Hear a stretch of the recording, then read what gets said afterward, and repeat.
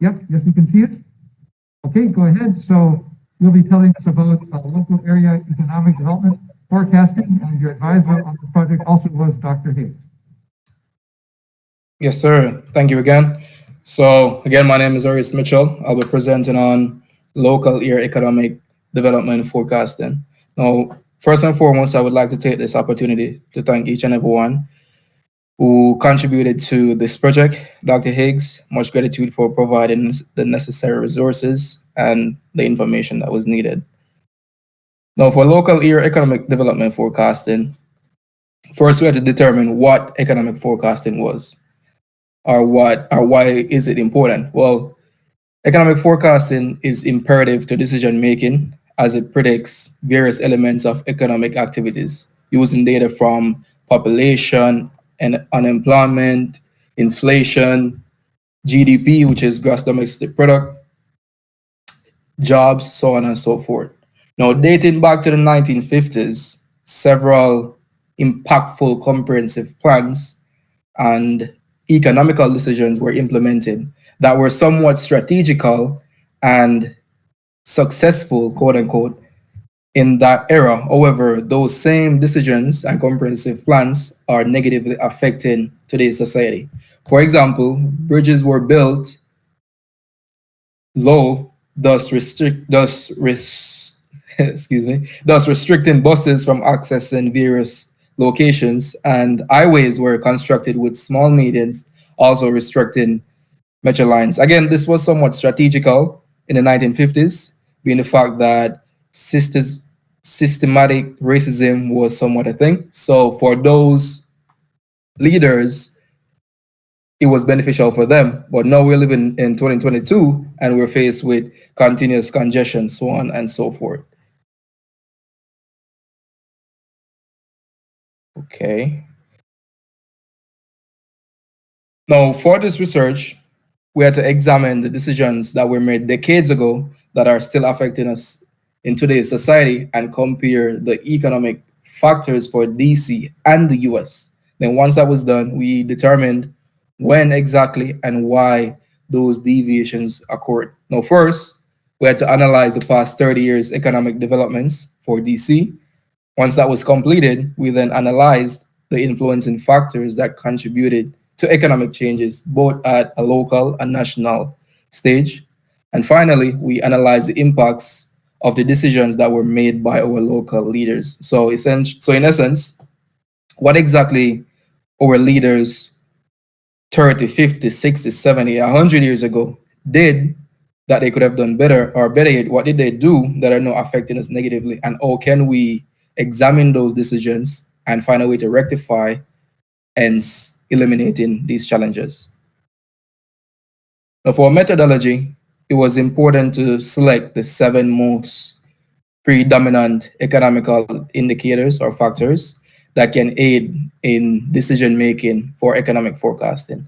Now, the first, and I think this is the most common, is inflation, just pretty much recorded by a consumer price index. Again, that is simply the value of a currency. How much can the US dollar buy, right? Second was the real GDP, which is our gross domestic product. And again, this pretty much depicts the market value of all finished goods and services produced in a country or even a state or a city. From there, we had the population, which is simply the residents, followed by the jobs, whether the state or the country or the city had increasing or decreasing population. Next, the housing units and median cost. In this sense, how much what's the average price or what's the median cost, I should say, for an house? So how much does a resident living in DC has to pay for a decent home versus the average American? Next, we had income and poverty, which is pretty much the median household income, followed by our final economical factor, which was infrastructure growth. Now, the same methodology was applied for all economical factors in the sense that data was obtained from various statistical websites. Then each was analyzed and we simply created charts. Now, first, or inflation is simply is a decrease in purchasing power of a currency. Now, CPI, which is the Consumer Price Index, is the instrument used to measure the inflation. And in short, or in sum, I should say, the higher CPI represents more expensive goods and services. Now, the chart to our left, DC Metropolitan Area Average Consumer Price Index, I want to bring our attention to 2020, being the fact that that was the pandemic. During 2020, or after 2020, I should say, our consumer price index was reflected in 2021. Now we're in 2022, and again, 2022 CPI is being reflected, or is a reflection of 2021. So essentially, what we're seeing currently in 2022 for the CPI is what occurred in 2021. So with that being said, if DC has a CPI of 6.7, theoretical is 2022, but we know that it's for 2021. I'm interested to see what's going to happen for 2023.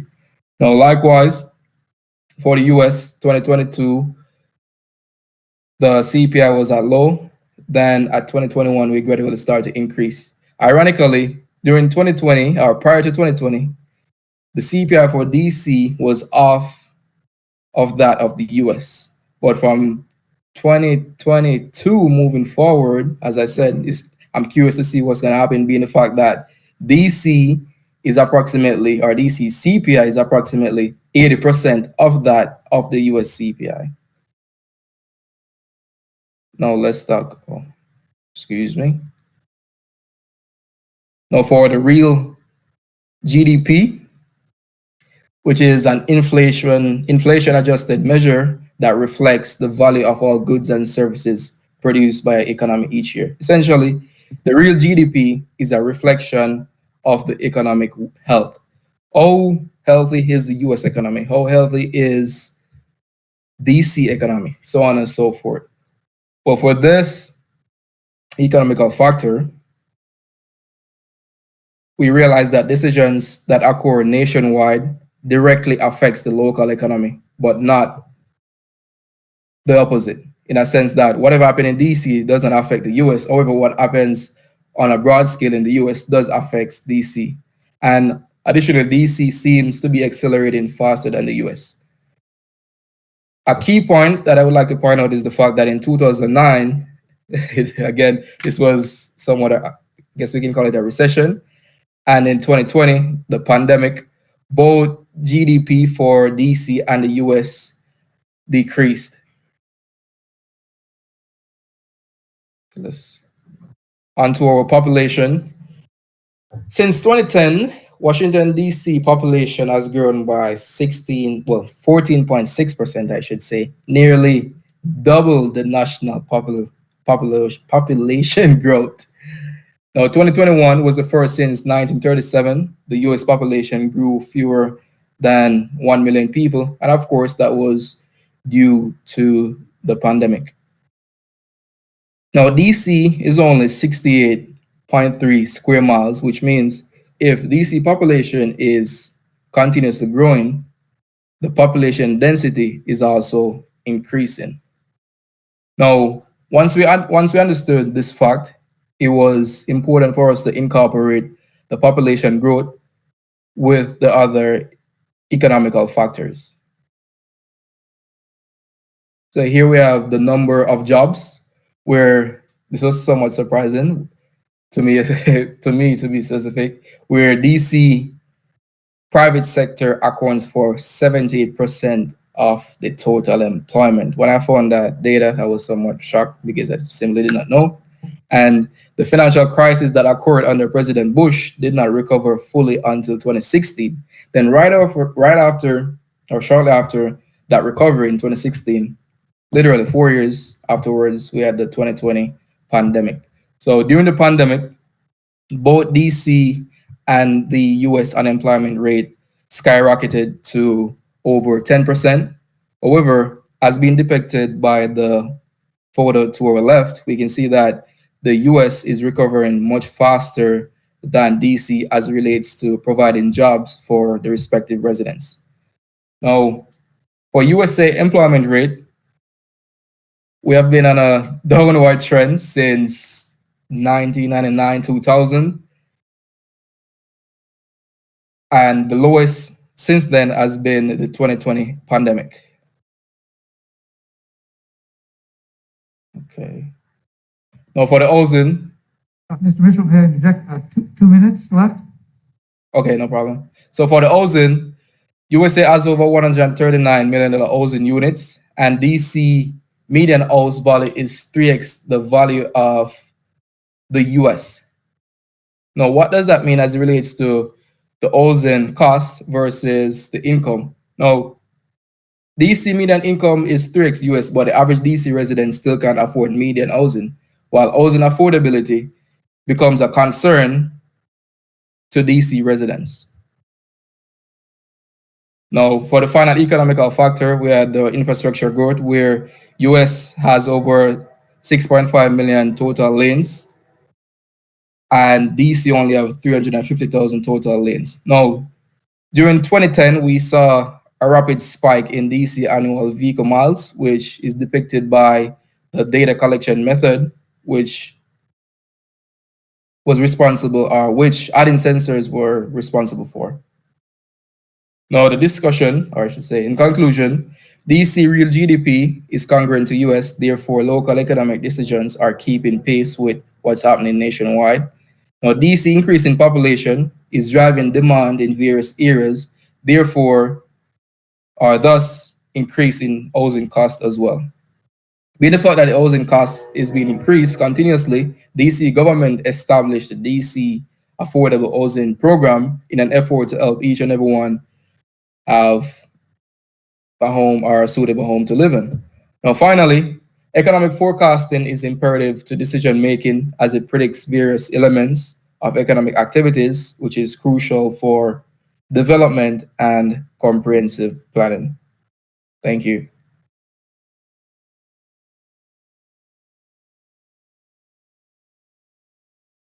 Thank you very much.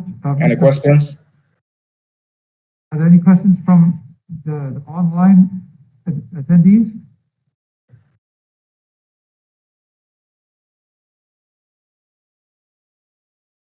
Can you explain to me, please, that total lane miles on infrastructure?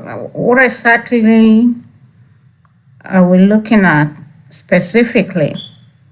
That total lane miles, I mean, as the name suggests, is literally the amount of lanes across the US. So what's the total amount of lane miles across the US? How many miles of lanes are there across the US? How many miles of lanes are there in the DC? So exactly what the name suggests, that is what it means. The miles of each lanes across the US, of all lanes, I should say, across the US. how do you expect that to any improvement from DC rather, since Well, that's not restricted Oh, I'm sorry, you can finish it. area? I mean, what do you expect from DC side, since the size of DC is not expanding?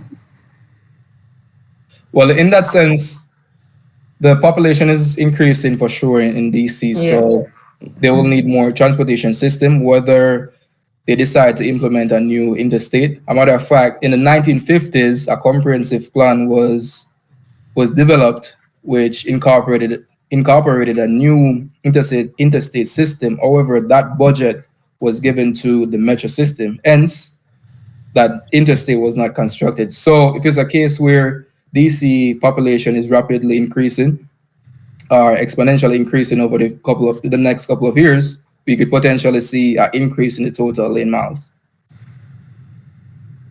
Yeah. Thank you. No problem. Any more questions? Or Yes. Yeah, I have a question. okay. Could you hear me? Hello? Yes, I'm hearing you. Yes, this is Ji Chen from Biomedical Engineering.